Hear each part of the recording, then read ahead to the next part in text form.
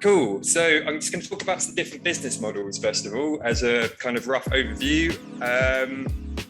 So producing mushrooms for food, this would be like 101 of mushrooms, I think, for, actually growing mushrooms to sell mushrooms for people to eat mushrooms.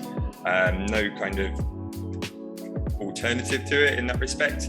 And there are two very distinct methodologies, I suppose would be the way that I would put it, to this, and that is indoor or outdoor cultivation.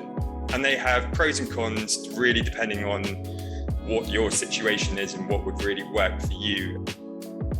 They have different ecological roles. So shiitake is a primary decomposer and wine cap's a secondary decomposer. So they're not going to compete against each other because they want different types of food source, even though they're both eating on wood. Shiitake likes the really dense, like solid logs. It's a primary decomposer. It's the first thing that's going to jump onto a piece of dead wood.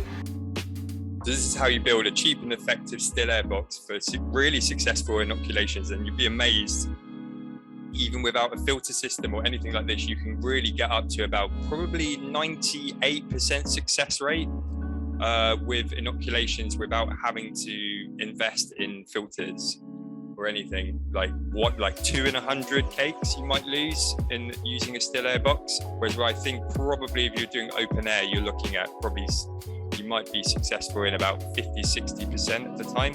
So there's a big increase in effectiveness from this box.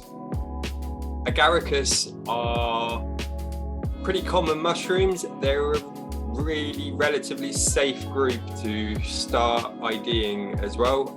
Not in the foolproof 4, which I'm going to come on to later, but certainly if you were looking to start identifying mushrooms, these are definitely ones that you can start working with quite early on in your IDing.